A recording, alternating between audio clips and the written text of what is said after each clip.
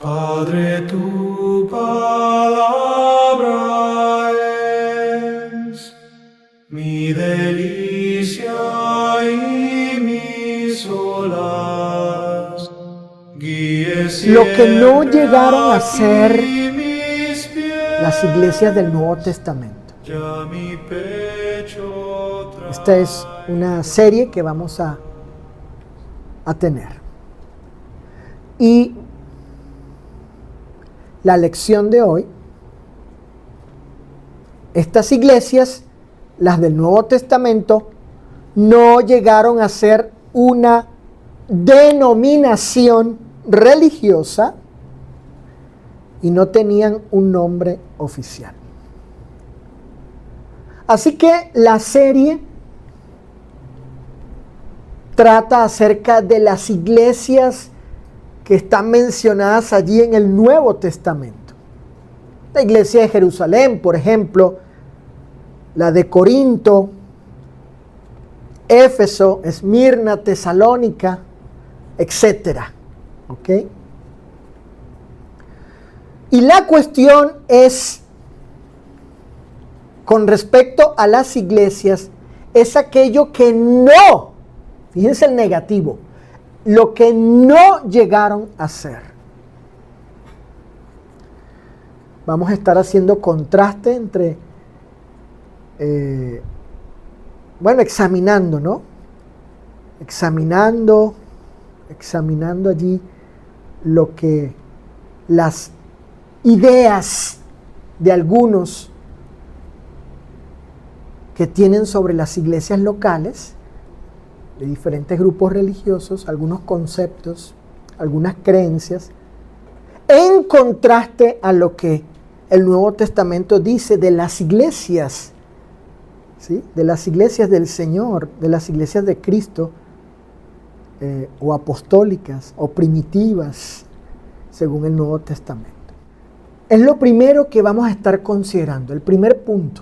Fíjate, hermano Nando, está el siguiente postulado. No llegaron a ser una denominación religiosa. Fíjense. Hablando obviamente de las iglesias del Nuevo Testamento, lo que no llegaron a ser. La razón principal del por qué las iglesias del Nuevo Testamento no fueron una denominación evangélica, protestante, reformista, ecuménica, etc., es por su origen, por el origen divino de ella y no humano. Esa es la razón principal. Tiene que ver con el origen de las iglesias.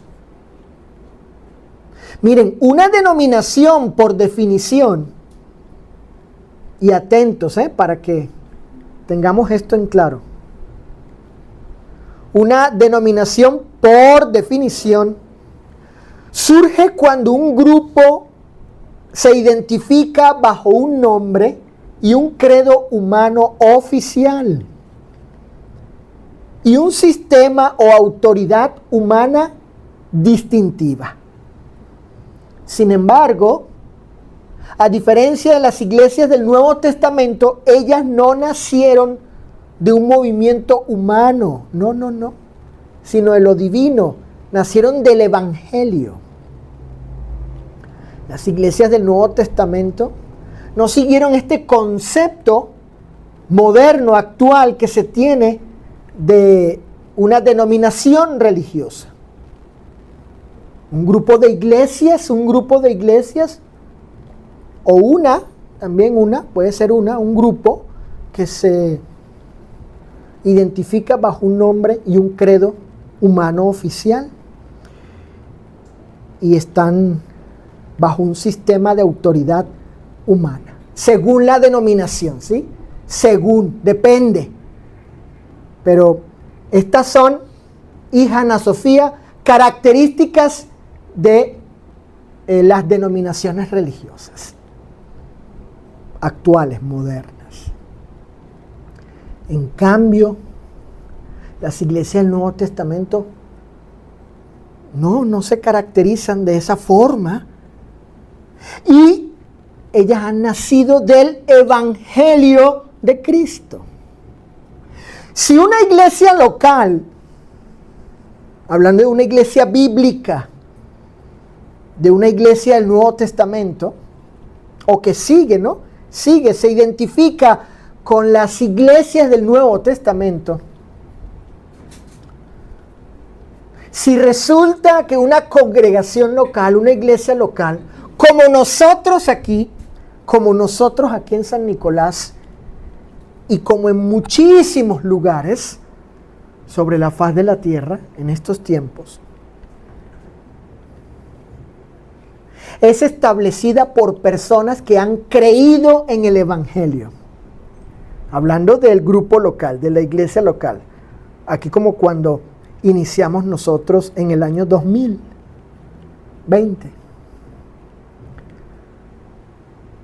Si es así, si resulta que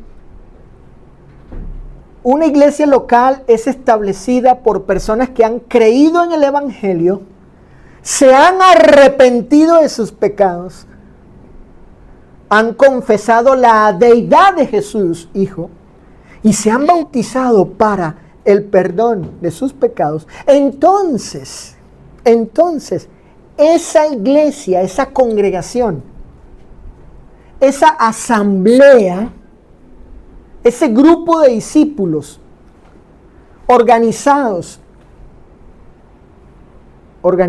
en una iglesia, bueno,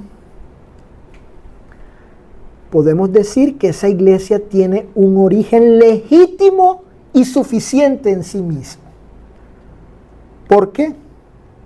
Porque los elementos que la componen, fíjense, los elementos que componen esa iglesia, que ha sido establecida por la organización formal, comprometida, un acuerdo serio entre personas que han obedecido el plan bíblico de salvación, el cual es suficiente para que una persona o ese grupo de personas lleguen a ser cristianos. Si es así, bueno, el origen de esa iglesia es legítimo y suficiente en sí mismo. Dado que los elementos que la componen son ¿qué cosa? Esas personas que componen esa iglesia son solamente cristianos, fíjense, independientes. Eso es importante. Si a Nando le preguntan, oye, ¿a qué denominación perteneces? ¡A ninguna!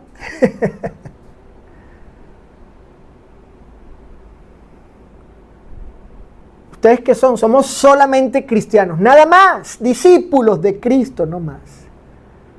Somos una iglesia independiente, como iglesia somos independientes, no estamos ligados con nadie más, con ninguna otra organización religiosa o sistema religioso o jerarquía, etc. Vivimos bajo la autoridad de Cristo. No nos identificamos ni pertenecemos a una denominación formal, una asociación religiosa como tal, no. Ni nos sometemos a una jerarquía, jefatura o autoridad religiosa alguna, ni iglesia central o una iglesia madre, ¿no? Como dicen algunos. Es que esta es hija de esta otra iglesia. No. Estas ideas, esta forma de pensar, de creer en el mundo religioso, no está a ti en el Nuevo Testamento. Tía, si a ti te preguntan, esa iglesia donde tú asistes, ¿a qué alianza o asociación de iglesias protestantes, porque obviamente no somos católicos, ¿verdad? Es más que obvio. ¿Sí? ¿A cuál de ellas pertenece? A ninguna. Es una iglesia independiente. Son solamente cristianos. Y viven bajo la autoridad de Jesús, según la enseñanza del Nuevo Testamento. Esa congregación, diría la tía, a la que yo asisto, tiene su identidad, pertenencia y comunión solo y únicamente ¿con quién? Con Cristo, que es la cabeza de la iglesia. Nada más. Nada más. Y estos enunciados que estoy diciendo, Cecilia, estas afirmaciones, hijo, que estoy diciendo acerca de esta iglesia, por ejemplo, de nosotros aquí, o de las iglesias del Nuevo Testamento, surge de la enseñanza de los apóstoles. De ahí surge todo esto. Ahora, fíjense. Y de hecho aquí vamos a ver un ejemplo de ello. Lo que he dicho anteriormente se muestra, se exhibe con el caso de la iglesia de Antioquía. Con esa iglesia que existió allá en Asia, en esa ciudad llamada Antioquía, la iglesia de Antioquía. Vamos a ver eso, fíjense. Número 1. La gente de Antioquía recibe el Evangelio. Vamos a Hechos capítulo 11. Vamos a estar tomando. Les invito pues a que estén tomando las notas correspondientes para ver cómo encontramos esto que acabo de decir. No fueron las iglesias del Nuevo Testamento, y bueno, vamos a ver aquí lo que sí fueron, lo que llegaron a ser. Lo primero es que los antioqueños reciben el evangelio puro del Señor, no el evangelio de ninguna denominación, no el evangelio de la prosperidad, no el evangelio social, no el evangelio pare de sufrir, ni el evangelio de los mormones o el de los testigos, no, el evangelio puro. Noten versículo 21 de Hechos capítulo 11. Dice la escritura, Lucas, quien se está narrando esta cuestión históricamente, dice, versos 20 y 21. 20 y 21. Había entre ellos unos varones de Chipre y de Cirene, los cuales cuando entraron en Antioquía, estos eran cristianos, estos varones venían de Jerusalén, por la persecución fueron hasta allá. Hablaron también a los griegos anunciando, ¿qué cosa, hijo? Juan, ¿y qué estuvieron ellos anunciando? Está muy claro, ¿no? Ahí, el evangelio ¿de quién? Del Señor Jesús, porque el evangelio tiene que ver con Él, con su persona y con su, Ana Sofía, con su obra de redención, porque era el mensaje para los pecadores. Y dice el verso 21, y la mano del Señor estaba con ellos, y gran número creyó y se convirtió al Señor. Eso en primer lugar, ellos reciben el evangelio. En segundo lugar, las personas creyeron en el evangelio, se convirtieron y fueron agregadas al Señor. Fíjense, agregadas, convertidas, creyeron en el Señor, convertidas al Señor y agregadas al Señor. Versículo 21 dice, y la mano del Señor estaba con ellos, y gran número creyó y se convirtió al Señor. Luego versículo 23.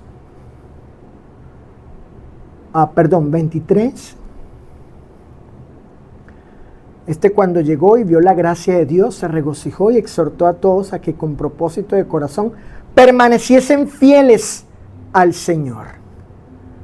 Versículo 24, porque era varón bueno Bernabé, que había ido para allá, lleno del Espíritu Santo y de fe. Y una gran, ¿qué cosa? Multitud fue, ¿qué cosa? Agregada al Señor. ¿Vieron? Y luego permanecían fieles al Señor. Versículo 23. Y exhortó a todos a que con propósito de corazón permaneciesen fieles al Señor. ¿Vieron? Entonces aquí tenemos a personas, hermano Onando, Anita, que creyeron, se convirtieron, fueron agregadas al Señor y permanecían fieles al Señor. Y número 3, como resultado, estos convertidos, fíjate, ¿en qué derivó, hijo? ¿Cuál fue el resultado, el fruto de ello? Bueno, estos convertidos, agregados y fieles al Señor, conformaron la iglesia de Antioquía y se llamaron solamente cristianos. Noten el verso 26. Y se congregaron allí todo un año con la iglesia, enseñaron a mucha gente y a los discípulos, ¿cómo se les llamó? Cristianos. Pero ahí estaba la iglesia, ¿no? Ahí estaba la iglesia. Eso fue lo que resultó. Llegó el evangelio puro, lo predicaron, gente creyó, se convirtió, fue agregada al Señor, se hicieron fieles al Señor, a Él, leales a Él. Se identificaron con Él. Y luego pues instituyen la iglesia ahí en Antioquía y a los miembros se les llamó cristianos. Notemos con mucho cuidado, fíjense este detalle, oído el tambor, miren, notemos con mucho cuidado que toda la identidad, pertenencia y comunión era con una persona divina, con el Señor Jesucristo. Ellos se identificaron, llegaron a pertenecer y tuvieron comunión espiritualmente hablando, ¿con quién? Con una persona divina. ¿Quién era esa persona? El Señor Jesucristo.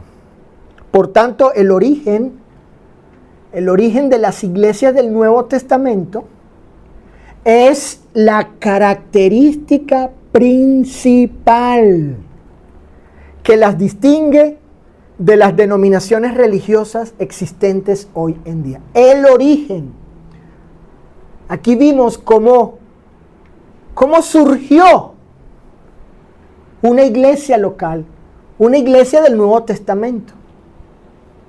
¿Cómo fue el orden? ¿Cómo fue el orden? El proceso. ¿Cómo nació? ¿Cómo surgió? Por la predicación del Evangelio, gente que se convierte, luego se identifica, pertenece y llega a alcanzar comunión espiritual con el Señor y se constituyen allí como iglesia. No más así. Ese es el orden divino, la forma divina, pues, en este caso. Gente que obedecieron el Evangelio y se constituyeron en la iglesia de Antioquía.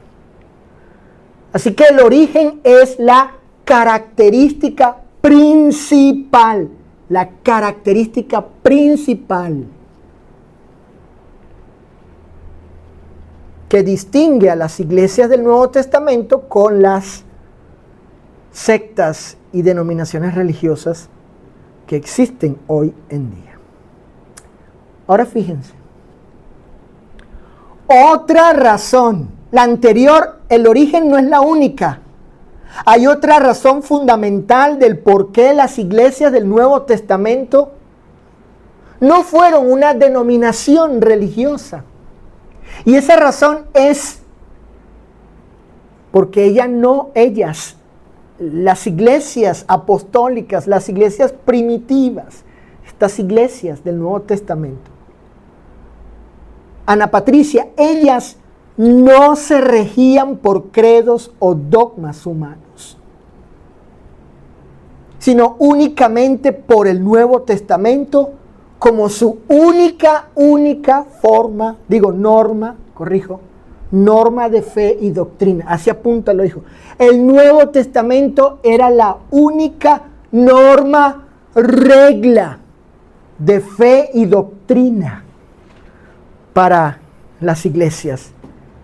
En otras palabras, ellas, las iglesias del Nuevo Testamento, se regían por la ley de Cristo.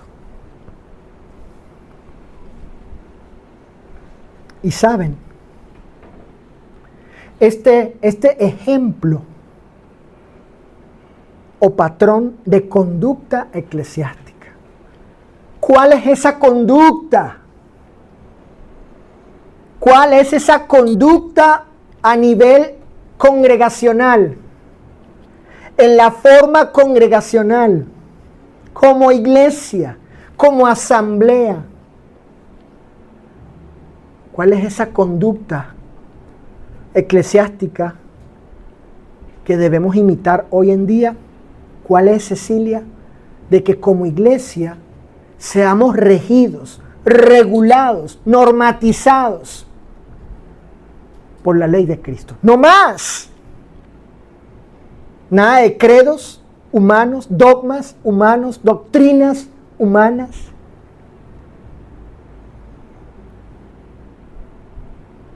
Ese ejemplo que vemos, hermano Nando, de la iglesia de Antioquía, de la iglesia de Corinto, de Tesalónica, Saulo, de Jerusalén, de Éfeso, de Filipo, Esmirna, las iglesias de Apocalipsis, por ejemplo, etcétera. Colosa. Y así. Vemos en ellas que ellas, bueno, cuando eran fieles, porque hubo desviaciones en algunas iglesias de la región de Galacia, hubo desviaciones, en Apocalipsis también. Pero el ideal bíblico, el ideal originalmente, cuando esas iglesias se establecieron, eran regidas, reguladas, la autoridad era la ley de Cristo, el Nuevo Testamento. Entonces, esa conducta de ellas debe ser un ejemplo, un patrón que nosotros debemos considerar seriamente e imitarlo hoy en día. Y cuando hicieron eso, fueron aprobadas por el Señor. Dios aprobó esa conducta eclesiástica, ese comportamiento congregacional de someterse única y exclusivamente al Nuevo Testamento, a la ley de Cristo. Vamos a ver algunos pasajes para corroborar, para convalidar esta cuestión, esta afirmación. ¿Sí? Número 1. La enseñanza que guardaron todas las iglesias era una sola. ¿Por qué? Porque había una sola fuente de doctrina que eran los apóstoles. No es que la iglesia de Corinto creyó una cosa y la de Jerusalén creyó otra y la de Creta, por ejemplo, creyó otra. No. Las iglesias fieles del Nuevo Testamento, de las que se hablan allí, fieles, antes de desviarse, de apostatar, etc., todas guardaron una sola doctrina, una sola enseñanza. Porque solo había una sola fuente, nada más había una sola fuente, una sola, Cecilia, fuente de doctrina. Que emanaba, que surgía, que brotaba de los apóstoles inspirados por el Espíritu Santo. Primera a los Corintios, capítulo 4.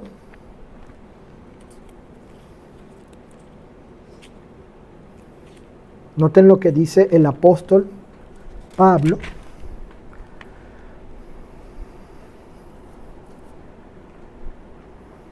Primera a los Corintios, capítulo 4, versículo 17.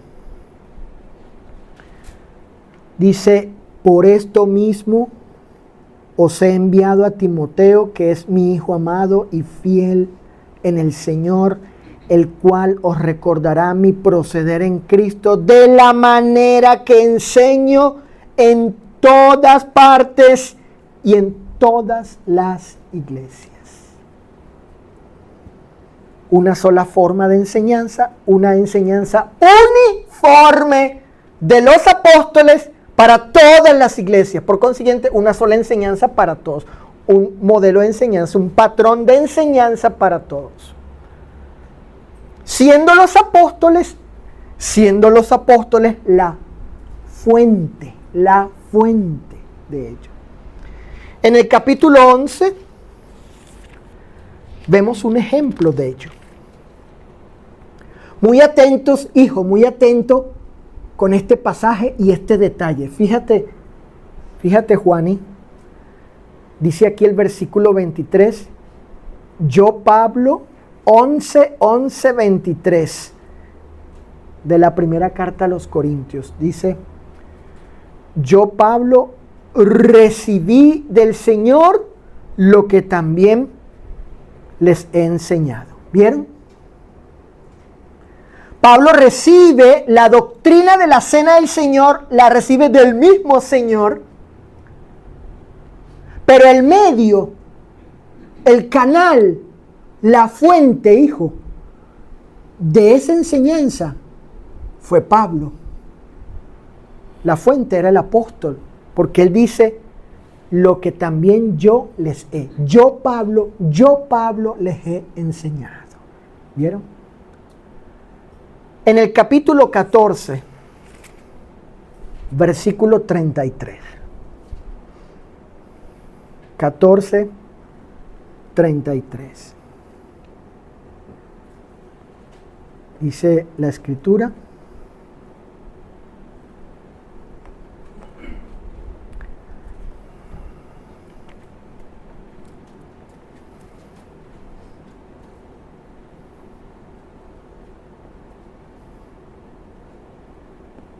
Perdón, es Corintios 14, 37. El 37, corrijo. 37. Si alguno se cree profeta o espiritual, reconozca que lo que yo escribo, yo Pablo, son ¿qué cosa? Mandamientos del Señor. Es decir, los mandamientos, tía, los mandamientos del Señor. Y con respecto a la asamblea, al orden de la asamblea, a los actos en la asamblea, al propósito de la asamblea, a la adoración de la iglesia, esos mandamientos en este contexto, son del Señor, pero el medio, el canal, la fuente, era la escritura paulina. La escritura paulina o de Pablo. ¿Vieron? Dice, lo que yo les escribo, que son mandamientos del Señor. Entonces las iglesias, en primer lugar, las iglesias guardaron una sola enseñanza porque había una sola fuente de doctrina que eran los apóstoles. Número 2, en segundo lugar, hijo, la perseverancia de estas iglesias. Y claro, con el punto número 1, vimos allí la conducta de esta iglesia. Ahora con el punto número 2, la conducta de la perseverancia. La perseverancia de estas iglesias se basó en la doctrina de los apóstoles, que a su vez es la doctrina de Cristo. Hechos capítulo 2, versículo 42. Hechos 2, 42. Anita, ¿y perseveraban en qué cosa? ¿Cómo dice el texto, Cecilia? ¿Y perseveraban en qué cosa? En la doctrina de ¿quiénes? De los apóstoles. Su perseverancia, su constancia, su fidelidad, lealtad, su obediencia se basó, hijo, en la doctrina de los apóstoles. Y la doctrina de los apóstoles es a su vez, es la misma doctrina que la doctrina de Cristo. Segunda de Juan 1:9. Segundo libro de Juan,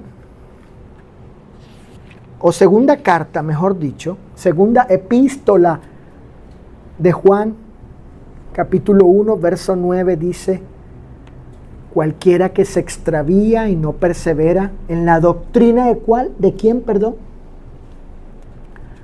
De Cristo no tiene a Dios. Segunda de Juan 1:9. El que persevera en la doctrina de Cristo, persevera en la doctrina de Cristo. No son, Ana Patricia, no son, Sofía, no son dos doctrinas. Es una misma doctrina, pero con diferentes fuentes. Es propiamente de Jesús y de él dada a los apóstoles. De Jesús como la fuente divina por el Espíritu dado a los apóstoles, y los apóstoles la fuente a través de las Escrituras. Es la misma doctrina. El que persevera en la doctrina de Cristo, ese sí tiene al Padre y al Hijo. Esa es la segunda característica de esta conducta, es la segunda cualidad de esta conducta que debemos aprender bien para imitar como iglesia. En tercer lugar, la doctrina que debían retener era la apostólica. La doctrina que debían retener, conservar, preservar y por ende practicar. Segunda a los Tesalonicenses,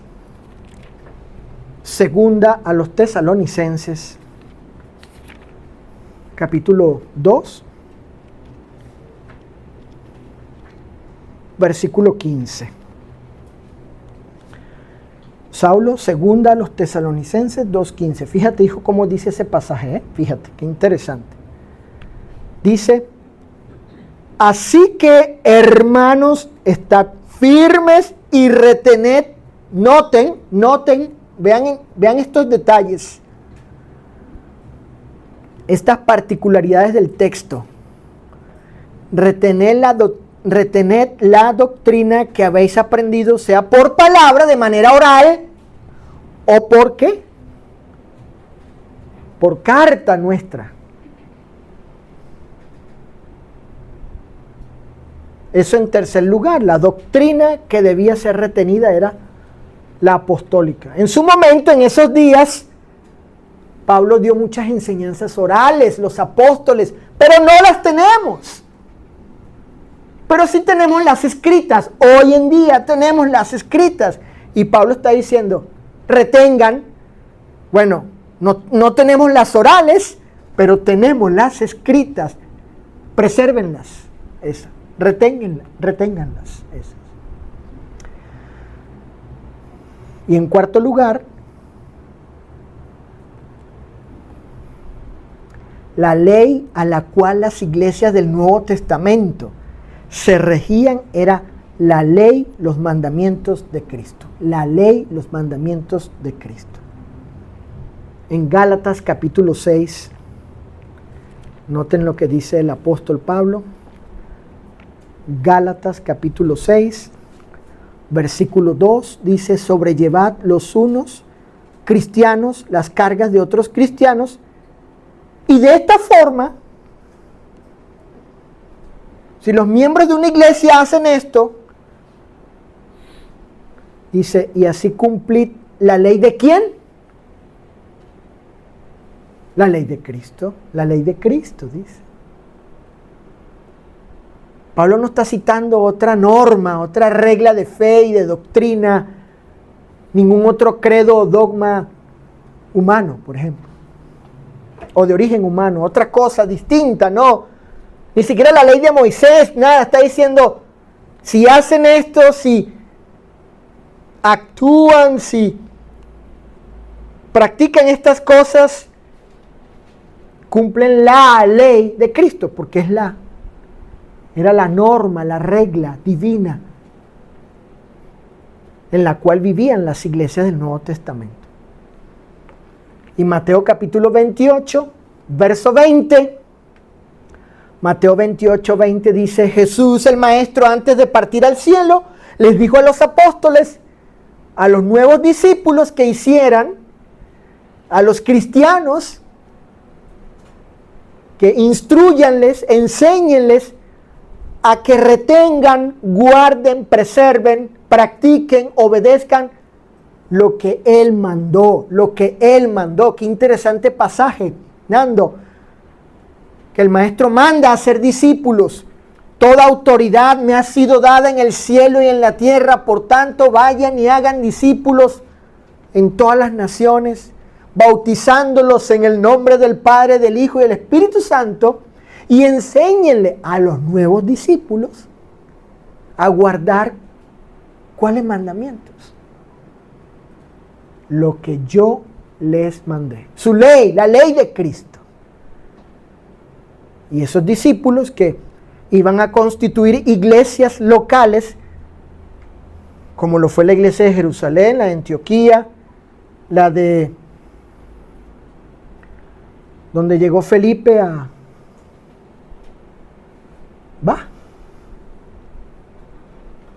Lo olvidé. Donde llegó Felipe, ¿sí? Samaria. Ya. Se fue un momentico el wifi, pero ya llegó. Samaria, allí, etcétera, ¿verdad? Etcétera. Gente oyendo el evangelio, creyendo en el evangelio puro, arrepintiéndose, bautizándose, confesando su fe obviamente en el Señor y al bautismo, como el eunuco, y ahí se constituyeron iglesias. Y a esos nuevos discípulos se les enseñó los mandamientos de Cristo, o sea, la ley de Cristo, la ley de Cristo. Entonces, además del origen de las iglesias, el origen que vemos aquí, cómo se originaron del evangelio, del plan de salvación las iglesias, porque gente se convirtió y se organizaron luego como iglesias. La otra característica fundamental que distingue a las iglesias del Nuevo Testamento, a muchísimas, yo me atrevo a decir, a la gran mayoría de las denominaciones religiosas. La gran mayoría me refiero a un 99%, eso ya es casi la totalidad. Es que vivían bajo la ley de Cristo, punto. Bajo la doctrina de los apóstoles. Muy bien, en segundo lugar, las iglesias del Nuevo Testamento no llegaron a tener un nombre oficial. Fíjense, las iglesias del Nuevo Testamento nunca tuvieron, Nando, un nombre oficial y mucho menos un nombre denominacional o sectario. Nunca fueron llamadas bautistas, presbiterianas, metodistas, pentecostales, evangélicas o católicas, ni ningún otro nombre de carácter denominacional. Las iglesias del Nuevo Testamento no fueron denominadas religiosamente. No, ellas nunca fueron nombradas religiosamente, con una denominación, con una etiqueta. oficial, etc. Si leemos Hechos capítulo 20-28, en Hechos 20-28 aparece la frase Iglesia del Señor. En Romanos 16:16, Saulo hijo, aparece la frase Iglesias de Cristo. Y en 1 Corintios 11:16 aparece la frase Iglesias de Dios. Estos enunciados, estas expresiones, ¿sí? Que obvio son bíblicas, claro, ahí están, ahí se leen, y de los apóstoles. Nunca fueron dados ni funcionan como nombres propios, ¿no? Iglesia del Señor, Iglesia de Cristo, Iglesia de Dios, ¿no? No tienen ese significado, ese sentido, no enseñan un nombre propio u oficial para la iglesia local. Estas expresiones describen describen la pertenencia y la relación de las iglesias locales con la deidad, con la Trinidad, con Dios, con el Señor Jesús, con el Padre, etc. Es decir, tales expresiones no son nominativas. ¿Qué significa eso, hijo de nominativas? O sea, que no son nombres, sino descriptivas, o sea, describen algo. ¿Qué cosa? Expresan a quién pertenecen las iglesias, pero no constituyen nombres denominacionales. Los apóstoles nunca emplearon estas expresiones con el propósito de establecer un nombre oficial para las iglesias.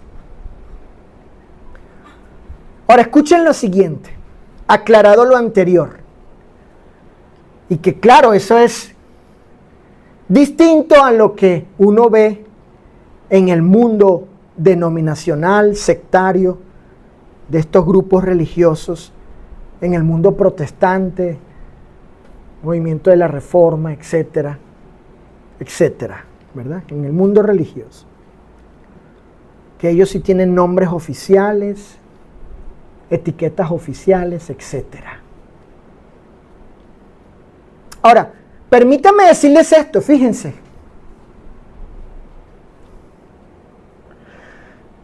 Yo no tengo nada en contra. De hecho, creo que es legítimo. Es legítimo utilizar estas expresiones que leemos en la Biblia, usarlas en un letrero público como el que tenemos aquí. Yo no estoy diciendo que no se puedan usar para identificar públicamente a la iglesia con Dios o con Jesucristo, con el Señor, etc. Sin embargo, debemos hacer eso con sabiduría, enseñando claramente que no constituyen el nombre oficial de la iglesia. Eso que tú lees allí, hijo, en ese aviso, la manta, ¿no? Manta. Lona, gracias, esa lona que está puesta allí. Aquí se congrega una iglesia de Cristo. No es el nombre oficial de esta congregación. No es el nombre oficial, no es la etiqueta oficial, el nombre denominacional de esta iglesia. No es así. Aunque la expresión la leemos en la Biblia. Yo recuerdo en Venezuela que unos hermanos pusieron un aviso, una lona, y decía: aquí se congrega una iglesia del Señor Hechos 20:28. ¿Sí? Otra iglesia que conocí, dicen, aquí se congrega una iglesia de Dios también. Y recuerdo que nosotros teníamos un letrero que decía, aquí se reúnen cristianos para adorar a Dios y estudiar la Biblia y tomar la cena del Señor el día domingo, etc. Cualquiera de esas expresiones, desde mi entendimiento, son correctas. Son correctas.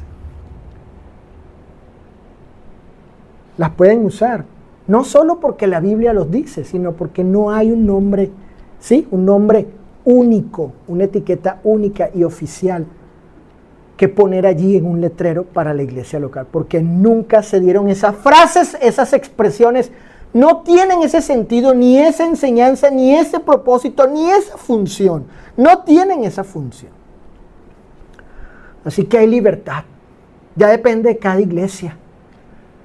Hay unos hermanos americanos que dicen, aquí se reúne la iglesia, punto, ya.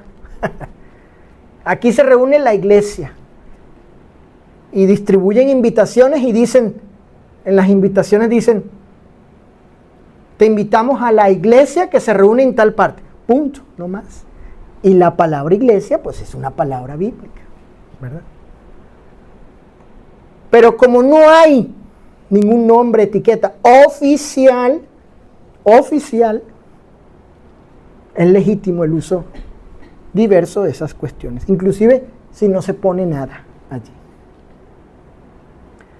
Y eso nos distingue, nos debe distinguir del denominacionalismo, que ellos sí tienen sus nombres y etiquetas oficiales. Además, y esto es muy importante, fíjense, el hecho de que un grupo religioso se identifique públicamente con tales expresiones bíblicas, así como nosotros y muchas iglesias, muchos hermanos que se han constituido en iglesias, eso no hace per se, no hace en sí mismo que sea una verdadera iglesia el Nuevo Testamento. La hermana Elisa, miembro aquí, el día que iba a bautizarse, dice, hermano Luis, ahí vi allá una, no recuerdo el nombre de la carretera, un lugar que decía, aquí se reúne la iglesia de Cristo.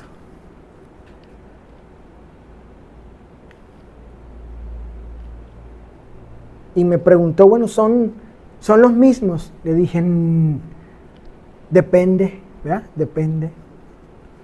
No los conozco, no sé quiénes son. Pero sí le dije, recuerdo que le dije, pero el hecho de que se identifiquen así públicamente no significa necesariamente, no hace per se que ellos sean una verdadera iglesia del Nuevo Testamento. Allá por donde,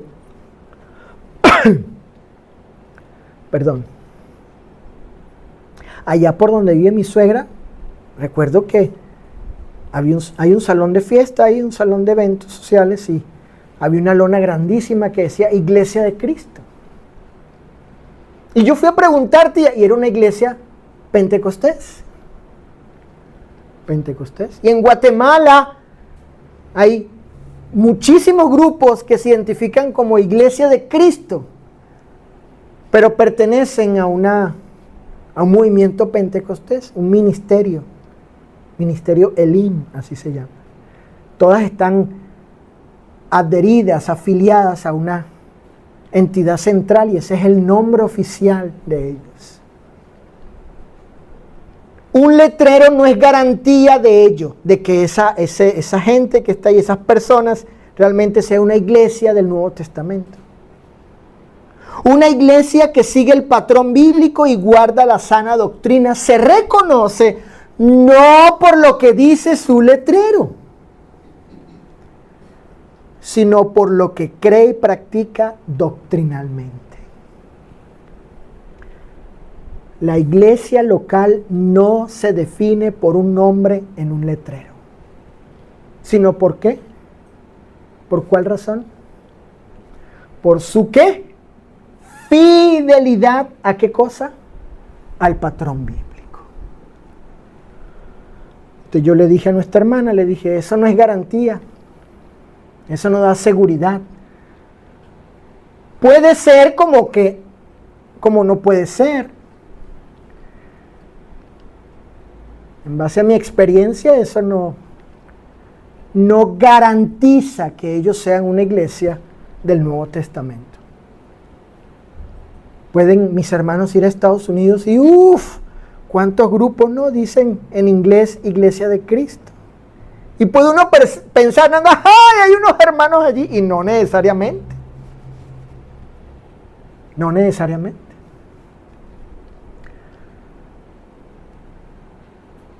Por eso, un letrero no define a una iglesia local. Porque, por ejemplo, en Cuba hay hermanos fieles, muy fieles, que han obedecido, obviamente son hermanos porque han obedecido el plan de salvación bíblico, tía. Pero no les permiten poner letreros o lona o lo que sea, ¿no? Para identificarse, ¿no? No les permiten eso. Y los poquitos que se reúnen, muy poquitos, si acaso unas 2 iglesias de las varias que conocí, una de ellas tiene un lugarcito de reunión ahí improvisado y no tiene nada. No hay ningún letrero, ni lona, ni identificador, nada, Ana María, nada. ¿Quiere decir que no son hermanos ellos? ¿Sí me explico? Podemos no tener nada allí. Entonces, ¿qué es lo que define a una iglesia? En este caso, en este discurso, en estas cuestiones que estamos tratando, hija, su fidelidad a la enseñanza apostólica. Conclusión.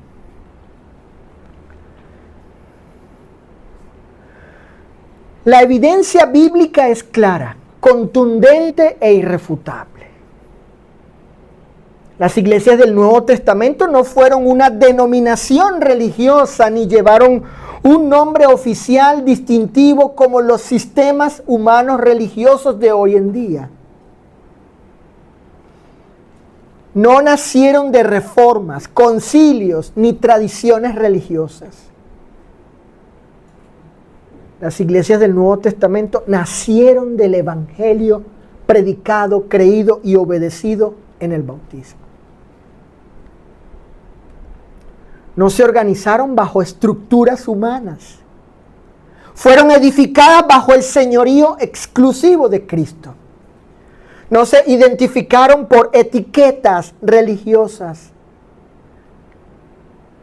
Fueron conocidas por su pertenencia y fidelidad al Señor. Por tanto, fíjate, hijo y Sofi, por tanto, si hemos de hablar, y en esta serie vamos a estar hablando de lo que no son las iglesias del Nuevo Testamento, lo que no llegaron a ser, mejor dicho, lo que no fueron, no llegaron a ser. Si hemos de hablar de ellas, para imitarlas, si hemos de estudiar de ellas para conocerlas y imitarlas y llegar a ser como ellas, sigamos con mucha atención y reverencia la exhortación de Pedro. ¿Qué dijo Pedro? Si alguno habla, en este caso, hermano Nando, ¿verdad? De lo que son las iglesias.